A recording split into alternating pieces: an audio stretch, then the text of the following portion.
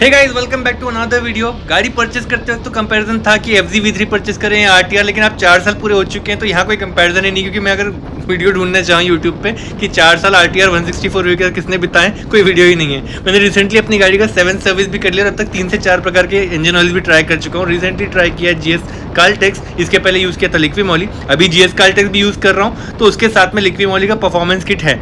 मतलब पहले मैंने इंजन का फ्लश शूटर यूज़ किया, उसके बाद में जब मैंने इंजन ऑयल डाला तो उसके साथ में मैंने ऑयल एडिटिव भी डाला, फिर पेट्रोल टैंक में मैंने डाल दिया था पेट्रोल एडिटिव भी। तो उसकी वजह से थोड़ा सा परफॉर्मेंस स्मूथ और राइड एक्सपीरियंस थोड़ा सा अच्छा हो गया, एक्सेलरेशन भी बढ़िया रह रही है। वैसे लिक्वी मॉली के परफॉर्मेंस किट के साथ में जब मैंने लिक्वी मॉली का इंजन ऑयल भी डाला था पिछले साल, तो उसके बाद में मैंने लगभग 6000 किलोमीटर और चला लिए थे और बहुत ज़्यादा मज़ा आ चुका था। उसका एक रिव्यू वीडियो होना चाहिए था बट किया नहीं, तो इसी में शॉर्ट में समझा दूँ। लिक्वी Molly is the best engine oil I have ever used.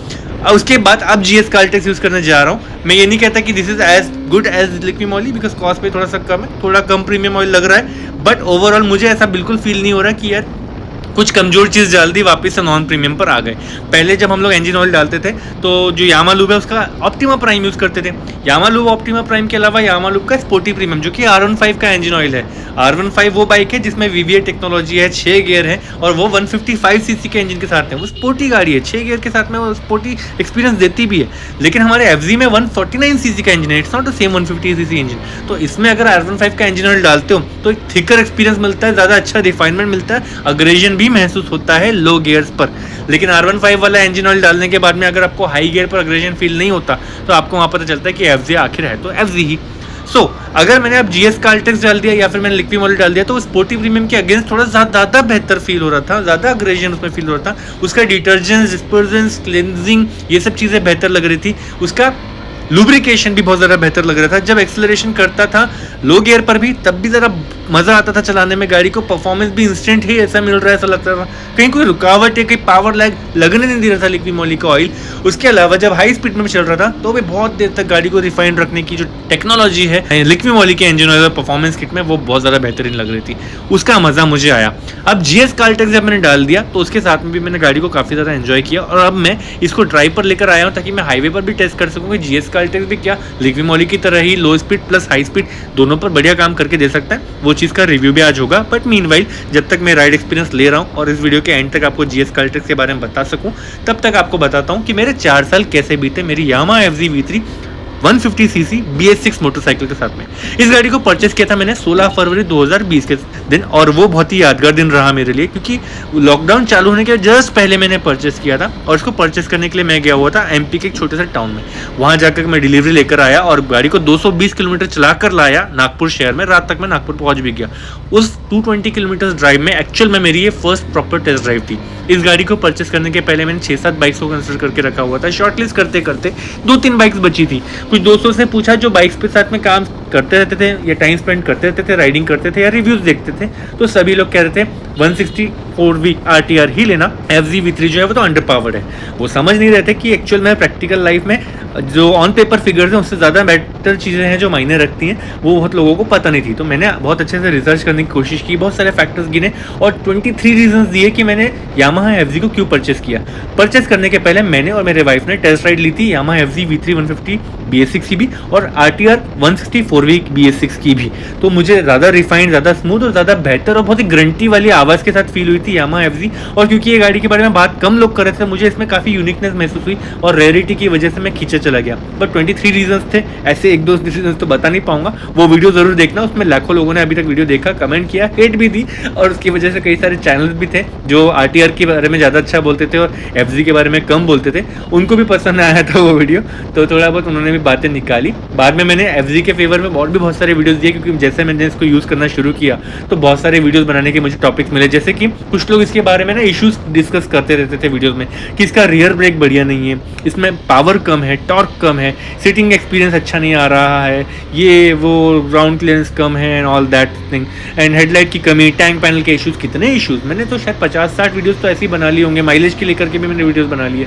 Because this vehicle comes from Yamaha, engine technology तो मेरे अनमैचेबल रहने वाली है। Not just because this is a Japanese brand but also because there is a lot of R&D done by the brand.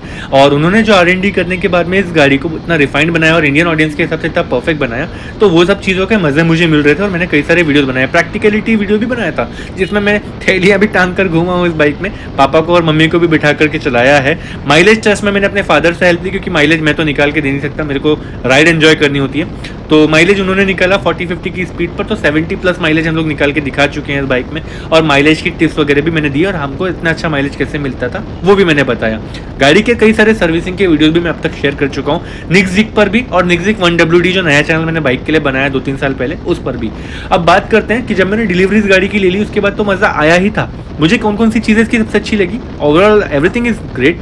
But देखो handling जो है वो बहुत बढ़िया है, हैंडल की पोजीशन बहुत बढ़िया है, अर्गोनॉमिक्स जो सीट के साथ बैठने के बाद और हैंडल को पकड़ने के बाद बनते हैं उनमें ना हल्का स्पोर्टी फील भी है और हैंडल बहुत कंट्रोल में लगता है। तो हैंडलिंग करते हुए बहुत कॉन्फिडेंस महसूस करता हूँ। 4 साल हो गए, आप तो झूठ भी नहीं बोल सकता ना, तो रियलिटी तब बता रहा था वही अभी भी बता रहा हूँ। मैं अभी भी कायम हूँ अपने ओपिनियन पर, I stand with my opinion still कि हैंडलिंग बहुत बढ़िया है।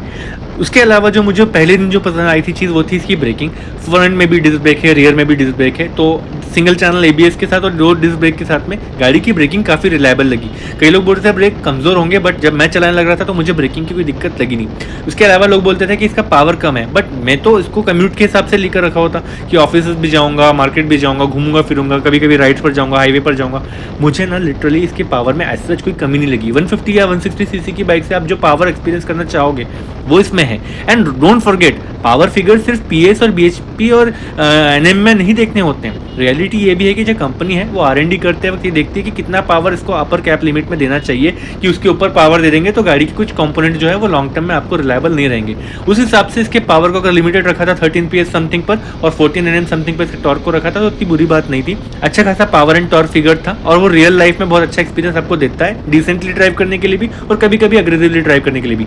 टायर्स फ्रंट और रियर में बहुत मोटे मोटे हैं तो उसकी वजह से रोड पे ग्रिप बहुत अच्छी बनती है। हल्का हल्के से कॉर्नरिंग आप करते जाओ स्पीड में तो भी बहुत ईजिली हो जाता है। और ये चीज़ मैं हमेशा मिस करता हूँ जब मैं अपनी GT 650 भी राइड करता हूँ।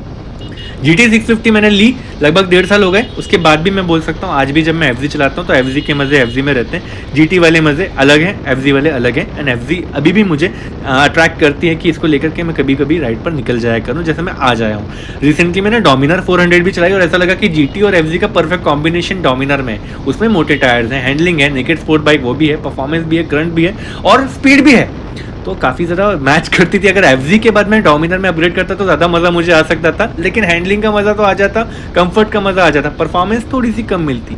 सो ओवरऑल परफॉर्मेंस के हिसाब से मैंने GT 650 में राइड करने के लिए अपग्रेड किया। But I can tell you FZ is the reason I could upgrade to a bike like GT 650। FZ को चलाते हुए मैंने अपनी राइड स्किल्स को डेवलप किया और हमेशा ये बाइक मेरे लिए स्पेशल रहेगी। आप जैसे लोगों ने जो अभी ये वीडियो को देख रहे हो, शायद आप में से कई सारे लोग ऐसे हैं जो मेरे पहले वीडियो से आज तक के सारे मेरे FZ के वीडियोस देखते आए हैं। So I am very thankful to FZ V3 as well as all the FZians as well as all the viewers who have supported me with the FZ videos.